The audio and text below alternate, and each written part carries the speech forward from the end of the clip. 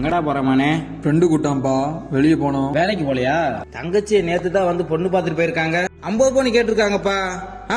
50 பவுன் கேட்டிருக்காங்க. என்ன பொறுப்பு இல்லாம சுத்திக்கிட்டு இருக்க? ஏண்டா டேய், காலங்காலத்துல ஒரு வேலைக்கு போய் தங்கச்சி கரை சேர்க்கிற வழிய பாடுறா. இருக்கிறது 40 பவுன், அவங்ககிட்ட நான் 50 பவுன் பேசியிருக்கேன். நீ இருக்குது வீட்டுல நீ ஒரே ஒரு பையன் தான். நீ காலங்காலத்துல தங்கச்சி கரை சேர்க்கிற வேலையை பாடுறா. வேலைன்னா வேலையை விட்டு தேடி போடா போடா.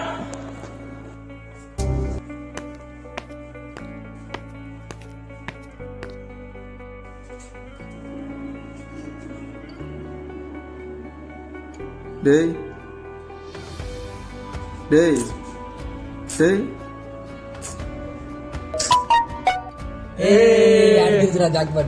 இங்க பாரு 5000 மட்டும் 10,000 எடுத்தாச்சு. என்னடா பண்றீங்க? டேய் நீ எப்படா வந்த? அப்போதே வந்துட்டேன்டா. ஏன்டா டல்லா இருக்க? வீட்டுல எதுவும் பிரச்சனையா? எங்க அப்பன் தான்டா நொயின்னு இருக்கான். அப்பனாலே அப்படித்தான்டா. என்னடா ஆச்சு? ஒன்றும் இல்லடா, அடுத்த தங்கச்சி கல்யாணம் வருது. அதான் எல்லாத்தையும் ஏந்தெல்லாம் கட்டானுங்க. அதான் என்ன பண்ணேன்னு தெரில. நான் தான் எல்லாத்தையும் பார்த்துக்கணுமா. நம்ம கொரோனா பேச்சுன்றனால எவனும் வேலை வேற தர மாட்டேங்கிறாங்க. வேலையா?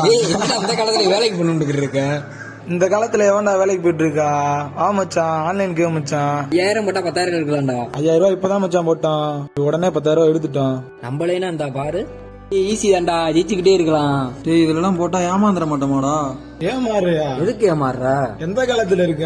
அதெல்லாம் கண்டிப்பா கிடைக்கும் மச்சான். நம்மளால எவ்வளவு கேளு. ஆமா போன வாரம் ட்ரீட் எதுல வச்சு நினைச்சேன். இந்த காசு தான். அதெல்லாம் 5000 10,000 செலவழிச்சுக்கலாம் மச்சான். சால்பட்டியில் ஆடு மச்சான், பாத்துக்கலாம். மச்சான், நம்ம எப்ப விளையாடுற அதே கான்செப்ட் தான் மச்சான். இதுலயும் நீ தான் அதுல கிங் ஆச்சு. அதே மாதிரி விளையாடு மச்சான். இதுலயும் கிங் ஆயிருவ நீ. சரி மச்சான், சரி மச்சான், பார்த்து விளையாடு மச்சான். அங்க போயிட்டு வரோம் மச்சான். பார்த்து விளையாடு, போயிட்டு வரோம்.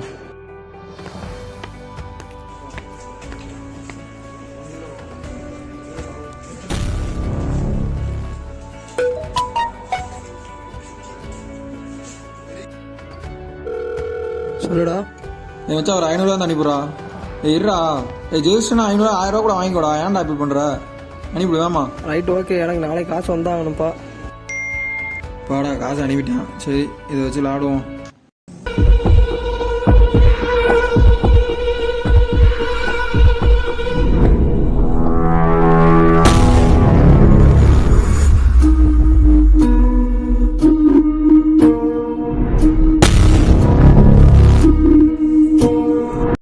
ஃப்ரெண்டுகிட்ட வாங்கின காசும் போச்சு, அப்பாட்ட இருந்து எடுத்த காசும் போச்சு. கடைசியில் தங்கச்சி நகையே வச்சிட்டேன். இதான் என் வாழ்க்கையில் கடைசி சான்ஸு. இதுலேயும் தோத்துட்டேன்னா நான் வாழ்கிறதே வேஸ்ட்டு.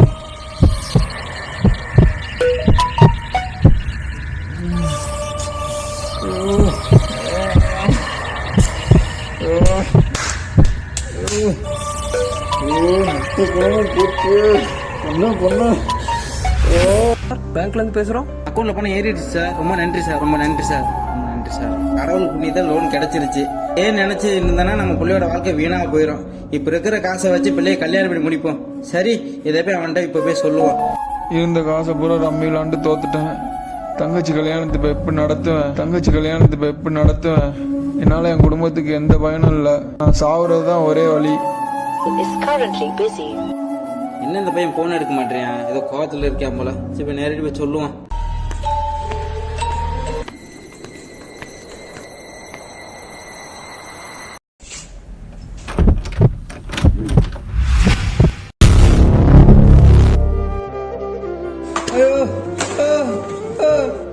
ஐயோ ஓச்சே, இப்படி பண்ணிட்டே ஏண்டா? அவனுக்கு என்னடா குறை வச்சு? ஐயோ ஐயோ ஐயோ ஐயோ, இங்க வாங்கடா வந்து பாண்ட பையன் கொண்டுட்டீங்களாடா. ஐயோ, சூதாட்டு விளையாட்டு போச்சு. இந்த கரும்பத்துல போடுற உசுறு கடைசி உசுரே பையன் உசுரா மட்டும் தான்டா இருக்குன்னு. ஐயோ ஐயோ ஐயோ போச்சே. ஐயோ, என்னடா பாருங்கடா, நீங்களும் இதே ஒரு விளையாடி தோத்துறாதீங்கடா. தோத்து இப்படி செத்துறாதீங்கடா. பாருங்கடா, உங்களோடய இருந்த ஃப்ரெண்டு அப்படி அநியாயமா செத்துட்டானே. பாருங்கடா. ஐயோ ஐயோ ஐயோ. அருகே ஆன்லைனில் ரம்மி விளையாடி பணத்தை இழந்த இளைஞர் தற்கொலை செய்து கொண்ட சம்பவம் அதிர்ச்சி ஏற்படுத்தியுள்ளது. ஆன்லைன் ரம்மியில் பணத்தை இழந்த இளைஞர் உயிரை மாய்த்துக் கொண்ட சோகம் சென்னையில் அரங்கேறியிருக்கிறது.